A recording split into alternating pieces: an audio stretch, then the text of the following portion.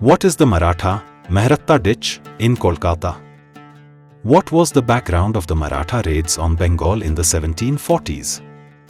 I will try to answer the second question first, as that will create some background for us. Sarfaraz Khan was the Nawab of Bengal till early 1740. Alivardi Khan, the then Subadar of Azimabad, who served under Sarfaraz, was not satisfied with the position of governor and had always harbored ambitions of becoming the Nawab of Bengal and had real ambitions of deposing Sarfaraz Khan. He was willingly aided and abetted in this treacherous activity by his brother Haji Ahmad. On the pretext of meeting Sarfaraz Khan, Alivardi murdered Sarfaraz by treachery and became the Nawab of Bengal. Alivardi became the undisputed leader of Bengal and Bihar, but Orissa still remained beyond his control. Its deputy governor Rustam Jang, a relative of the murdered Nawab Sarfaraz Khan, refused to recognize Alivardi's authority. Jang sought the help of Raghuji Bhonsle, the Maratha ruler of Nagpur. Having once discovered how easy it was to plunder Bengal's rich countryside through lightning raids, the Marathas were tempted to invade Bengal again and again. Maratha cavalry under Bhaskar Pandit was sent to Bengal by the Bhonsle ruler of Nagpur. It entered Budwan through Panchet and started looting. For about 10 years, Maratha horsemen would appear every year, plundering the whole territory west of the Hooghly River. The invasions had their principal origin in the ambitions of Raghuji Bhonsle, the Maratha chief at Nagpur, to collect Chauth, which was a 1/4 share of the revenue in territories formerly under the Mughal Empire. In 1740, Marathas controlled all of the territory under the Mughals. Bengal was the only region that did not pay the Chauth. Rustam Jang's call gave Raghuji Bhonsle, who had just returned from a very successful Karnataka campaign, turn his sights eastwards. From 1742 to 1751, Western Bengal was subjected to devastating Maratha raids, which caused widespread economic losses in the Bengal Subah. The purpose of these invasions was not to win a war against the Nawab of Bengal but to plunder the land and collect Chauth. Who were the Bargis? According to historians, the term Bargi, or in common Bengali, Borgi, comes from the Hindustani word Bargir, which described cavalry whose equipment and horses were provided by the government. The Bargi were distinct from the Shilledars, who owned their equipment and horses. Bargi are also known as Jogi or Gosai in eastern Bundelkhand region. There are several accounts of lightning raids by Bargis which lead to widespread panic, devastation and massacre in Bengal. Many of the Bengalis in western Bengal fled to take shelter in eastern Bengal, fearing for their lives in the wake of the Maratha attacks. Zamindars outside the affected districts and also from the districts that involved this conflict were affected by the Maratha raids. Let's have a look at few of these accounts written in that time period. The Chitra Champu, written in 1744 by Vaneswara Vidyalankara, the court poet of the Maharaja of Burdwan, gives only a vague and conventional account of the invasion. He wrote, "They travel 100 yojanas in one day, killing the unarmed and submissive, women and children, stealing whatever they find, abducting virtuous women, and in the face of battle, quickly and by stealth they escape to another country on their swift horses." Bhartachandra's Annad Mangal attributed the invasions to a specific communal cause, the destruction of temples at Bhubaneswar by Alivardi's Muslim soldiers. According to Bhartachandra, Shiva had caused Raghuji Bhonsle to dream about the incident, and the dream so angered him that he ordered the Maratha invasion of Bengal. Bhartachandra's patron, Krishna Chandra, who had been imprisoned by Alivardi, may have wanted the Marathas to punish Alivardi for the temple desecration and might even have hoped to succeed Alivardi as ruler of Bengal. Sayyid Ghulam Hussain Khan implied that character deficiencies, such as disloyalty, licentiousness, and profligacy, in the Nizam's kingdom were the cause of the Nijamat's decline, of which the Maratha incursions were one sign.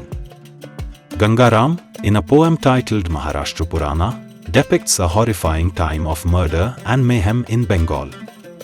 However, he does not put the blame on Alivardi's army. He says, "Once there was a time when the people of the earth were full with sin. There was no worship of Radha and Krishna, and day and night the people took their pleasure with the wives of others. The days were passed in amorous sport and lovemaking, and in abusing others and doing injury to them. The burden of this sin became too heavy for the earth. She appealed to Brahma, who asked Shiva to strike down these evil people and rid earth of her burden. So the Marathas struck them down." There's a very beloved and widespread lullaby in Bengal, which mothers used to sing to make their babies fall asleep. Although it sounds like any other bedtime song, it has an extensive past associated with it that dates back to almost 300 years ago. The lullaby goes like, "Chele ghumlo, pad judalo bargi elo deshe, balbulite dhan kheche, khajna debo kishe. Dhan furolo, pan furolo, khajnar opeki. Ar kota din shobur koro, roshun bunichi." Apologies for my Bengali pronunciation. A simple translation of the above lines would be, "When the children fall asleep, silence sets in, the Bargis pay us a visit, birds have eaten the grain, how shall I pay the tax to the Bargi? All our food and drink is over, how shall I pay the tax? Wait for a few days, I have sown garlic." In another Persian chronicle, the Muzaffar-Nama of Karam Ali, there is a fairly complete account of the Maratha invasions. Karam Ali was a news writer in the Budwan area during the administration of a former Nawab, Shuja Khan, and later was appointed by Alivardi to the post of Faujdar in North Bengal. His view of the origins of the Maratha incursions was that Rustam Jung, the deputy governor of Orissa, who had no love for Alivardi, went to the Deccan and waited on Nizamul Mulk and begged him for aid. The annual Maratha invasions crippled Alivardi's tax collections in West Bengal. The Budwan Zamindari was 22 lakhs rupees in arrears in 1742-43. In that year, Alivardi managed to collect only 64.52 lakhs rupees, or considerably less than half Bengal's land revenue. In subsequent years, the shortfall was even greater. Alivardi tried to compensate by harassing other zamindars, including the Rajas of Dinajpur, Nadia, and Nata. In 1744, British merchants at Qasim Bazar reported that around Murshidabad, every person who was reported to have money was seized and whipped until he disgorged his wealth. Fateh Chand of the Jagat Seth banking family told the British Vakil, "At present there is no government. They fear neither God nor the king but seem determined to force money from everybody." With an acute shortage of cash, Alivardi was unable to pay his soldiers who often refused to fight. On one occasion, Mustafa Khan, one of his officers, claimed his troops were owed 17 lakhs rupees. Alivardi frequently had to negotiate with his officers and make partial payments before they would march against the Maratha raids. The Marathas returned annually until 1751, usually withdrawing before the summer monsoon turned the fields and roads to mud and made them almost impassable for the light Maratha cavalry. The Burdwan, Bishnupur, and Birbhum Zamindaris and Midnapur district felt the brunt of these destructive incursions because of their proximity to the Maratha base in central India. The Bargis finally ceased their raids in 1751 after a beleaguered Alivardi agreed to pay 12 lakh rupees as yearly chauth to Raghuji Bhosle, the Maratha ruler of Nagpur state.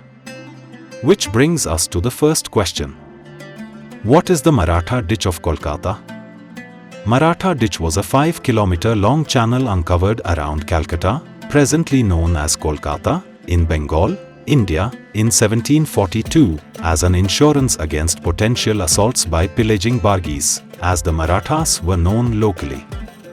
The city of Calcutta during this time had become a great merchant's heaven, with the Britishers allowing duty-free private trade. This was due to the East India Company's arrangement of 1717 with Mughal Emperor Farrukh Siyar, to pay a yearly sum of rupees 3,000 to stay and conduct business on the soil of Bengal. The Britishers in Kolkata now feared nothing more than the Bargis. They were extremely scared that the marauding bandits plundering the countryside would enter Kolkata any day. This fear in the heart of the men of the East India Company and the leading Bengali merchants of the time led the Britishers to seek permission from Alivardi Khan to dig a 11-kilometer entrenchment in the northern and eastern part of the city to form a moat on the land side to deter the Maratha raiders from attacking. Alivardi Khan granted them permission to dig an entrenchment, and the original plan was that it would encircle the area east of the Hooghly River in the areas of Sutanuti, Govindpur and Kalikta. These closely bound localities were to subsequently metamorph into Kolkata town. The British owned the zamindari rights in these areas and used to collect rent from the Indian residents, a mix of affluent traders, poor artisans, British employees and common villagers. The people who lived there were called ditchers in jest. But work on the ditch stopped after 6 months, as the Marathas had put a stop to their depredations here, and only 5 kilometers of it was ready. Charles Stewart, in his History of Bengal, wrote, "The ditch also ran along the present circular road." It is said 600 coolies and 300 Europeans were engaged in this work, the earth excavated being used to form a road on the inward or town side. The ditch was filled up between the late 19th century and around 1917. Thus was formed Upper Circular Road, renamed Acharya Prafulla Chandra Road in 1958, where people go about their daily lives with a faint memory of something significant having occurred there at some point in history.